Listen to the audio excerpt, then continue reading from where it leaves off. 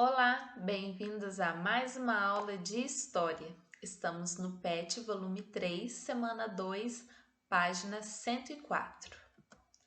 Hoje a nossa unidade temática é Circulação de Pessoas, Produtos e Culturas. Nosso tema é a invenção do comércio.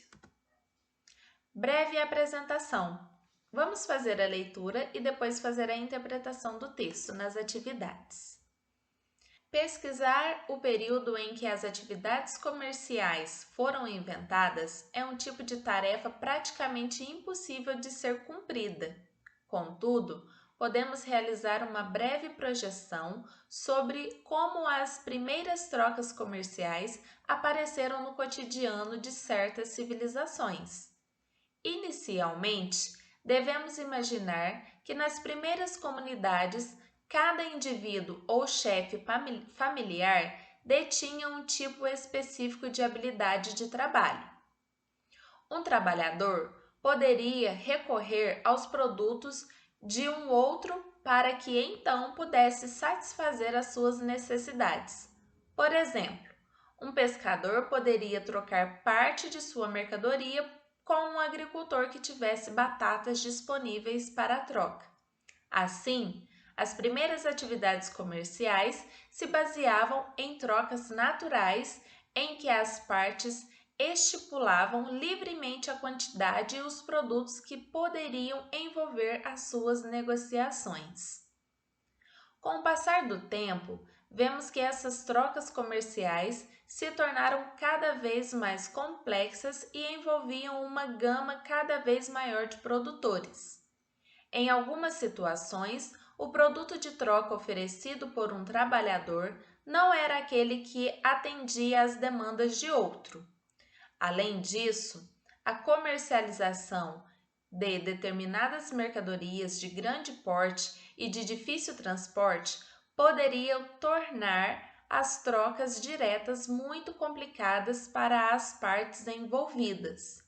Nós temos aqui a figura de dois homens trocando o peixe por um coelho, e assim começaram as primeiras trocas de mercadoria, alimento, e assim foi que se deu início ao comércio. Com o desenvolvimento de novas técnicas e ferramentas agrícolas, houve um crescente aumento da produção agrícola. A abundância de alimentos permitiu a manutenção de um estoque e estimulou o surgimento de uma nova prática, o comércio. Além da troca de produtos agrícolas entre habitantes de uma mesma vila ou cidade, passou a existir também a troca de diferentes aldeias e cidades. Nesse período, surgiram também as primeiras rotas de comércio entre os povos distantes. O comércio a longa distância era, na maior parte das vezes, realizado por comerciantes nômades, que facilitavam a troca de mercadorias entre as diferentes vilas e cidades. Muitas dessas vilas e cidades passaram também a servir como pontos de encontro entre mercadores e consumidores, transformando-se em centros urbanos com grandes concentração de pessoas e atividades econômicas diversificadas. A divisão do trabalho. O aparecimento de diferentes atividades fez com que surgisse uma divisão de trabalho. Ou seja, enquanto algumas pessoas se dedicavam exclusivamente à agricultura, outras trabalhavam no comércio. Alguns eram artesãos e havia também os soldados, que garantiam a segurança desses novos centros urbanos.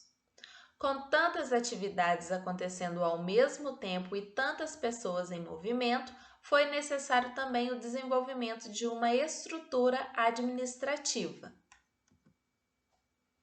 Os pastores trocavam seus produtos com os agricultores e ambos realizavam trocas com os habitantes da cidade.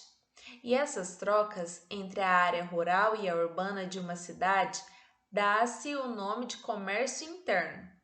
Mas os habitantes das cidades mesopotâmicas comerciavam também com outras cidades e povos, ou seja, Praticavam também o comércio externo. Percorriam grandes distâncias por terra para levar e trazer produtos. Levavam para outras regiões cereais, lã e tecidos, e na volta traziam da Ásia Menor a madeira, cedro de cipreste, do Egito os metais, ouro e prata, e da Índia artigos de luxo, marfim e pérolas. Atividades. Número 1.